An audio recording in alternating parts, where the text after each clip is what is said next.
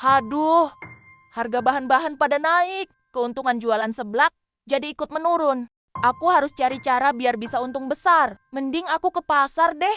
Buat cari cabai yang murah. Cabai busuk juga bodo amat lah. Yang penting bisa untung besar. Di salah satu sudut pasar, seorang ibu penjual sayur bernama Burina sedang merapikan cabai merah dagangannya. Wajahnya terlihat lelah karena sejak subuh sudah berjualan. Tak lama kemudian, Siti menghampiri Burina untuk bertanya harga cabai. Sayur, Oh iya, Bu. cabai sekilo berapa?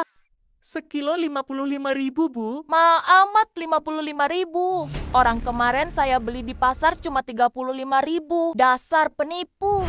Astagfirullah, itu emang harga sekarang, Bu. Saya juga cuma ambil untungnya 2.000. Demi Allah, saya nggak nipu. Bohong, saya tahu kok. Pedagang sekarang itu suka ambil untung banyak. Jangan ngomong gitu, Bu. Saya juga belinya mahal. Kalau bukan mau nipu orang, masa cabai semahal itu? Bu, jangan sembarangan nuduh. Semua harga di pasar emang lagi pada naik. Udah, saya nggak mau dibohongi. Mending saya pergi aja dari sini. Ya udah pergi aja sana. Udah, biarin Bu Rina. Pembeli kayak gitu mending diusir aja. Maaf ya, Bu Sekar. Malah jadi ribut sama Bu Siti. Nggak apa-apa Bu Rina, sesama pedagang harus saling tolong-menolong. Sebenarnya Siti tahu harga cabai memang sedang naik. Tapi dia sengaja membuat keributan supaya orang menganggap para penjual sayur curang. Dalam pikirannya, kalau dia bisa menekan harga serendah mungkin, keuntungan jualan seblaknya akan tetap besar. Siti lebih memilih menjaga untung daripada menjaga mulutnya.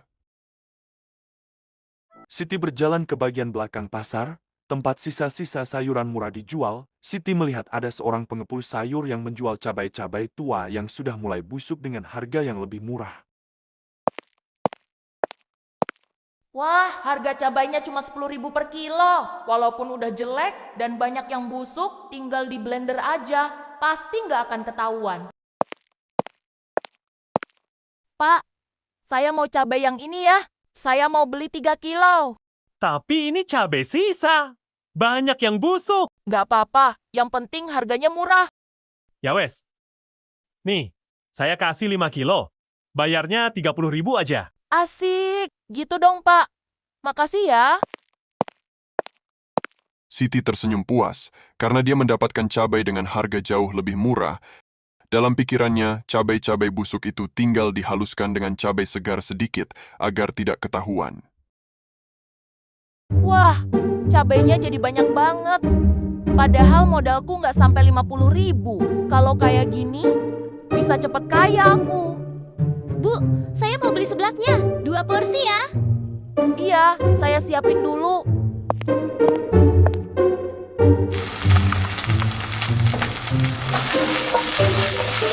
Rani, kok bau cabainya agak aneh ya? Heh, jangan ngomong sembarangan. Nanti kamu dimarahi sama Bu Siti. Tapi emang iya sih, baunya agak asem. Astaga, ibu ngagetin aja. Lagi pada ngomongin apa? Nih seblaknya. Dijamin pakai cabai yang fresh. Makasih ya, Bu. Makasih ya, Bu. Anak-anak kalian pikir aku nggak denger? Tapi kalau sampai ketahuan, bisa mampus. Dari pagi sampai sore, warung Siti banyak didatangi pembeli. Mereka tidak sadar bahwa cabai yang digunakan untuk membuat seblak adalah cabai busuk. Sampai akhirnya banyak pembeli yang mulai curiga karena bau asam yang menyengat dari warung Siti dan banyak pembeli yang menderita sakit perut. Wah, uangku banyak banget. Kalau kayak gini terus, bisa cepet kaya aku. Bu, kok seblaknya rasanya aneh ya? Cabainya kayak nggak fresh. Waduh, bisa gawat ini kalau ketahuan. Mungkin lidah ibu aja. Tapi bau cabainya juga aneh. Kamu pakai cabai busuk ya? Heh, jangan sembarangan Bu kalau ngomong. Jangan asal fitnah. Kalau nggak suka sama masakan saya, mending pergi aja dari sini. Sana. Pergi. Ini juga saya mau pergi. Lagian kalau nggak pakai cabai busuk, kenapa marah? Dasar miskin.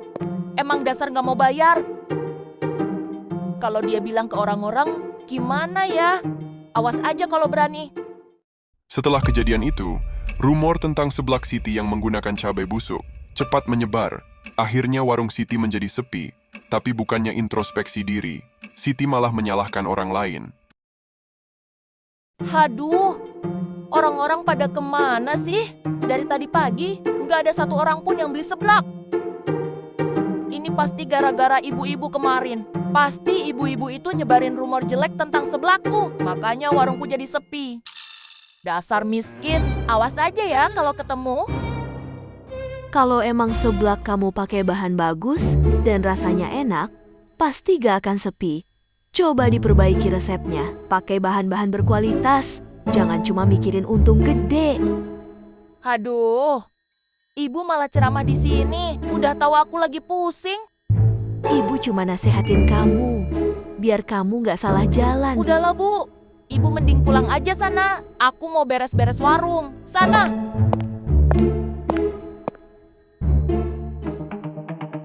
Wah, cabainya masih banyak banget. Aku panasin aja deh, buat dijual lagi.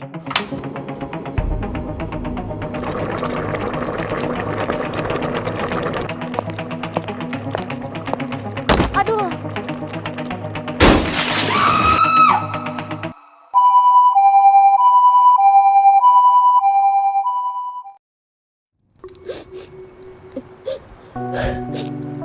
Sudah nak, jangan nangis terus. Maaf ya, Bu. Siti kemarin udah marahin Ibu. Gak apa-apa nak, manusia itu tempatnya salah. Siti mau tobat, Bu. Siti nggak mau jadi pedagang licik lagi. Siti juga akan lebih menjaga omongan, biar nggak jadi fitnah. Baguslah kalau begitu. Jangan lupa untuk minta maaf ke orang-orang yang pernah kamu sakitin. Iya, Bu. Siti bakal minta maaf ke mereka. Keesokan harinya, Siti mendatangi rumah orang-orang yang pernah ia sakiti untuk meminta maaf atas perbuatannya di masa lalu. Kejadian itu membuat Siti berubah. Dia mulai berdagang dengan jujur dan tidak lagi menjelek-jelekkan orang demi keuntungan. Karena dia akhirnya sadar, lidah yang dipakai untuk memfitnah orang lain pada akhirnya bisa menghancurkan hidup sendiri.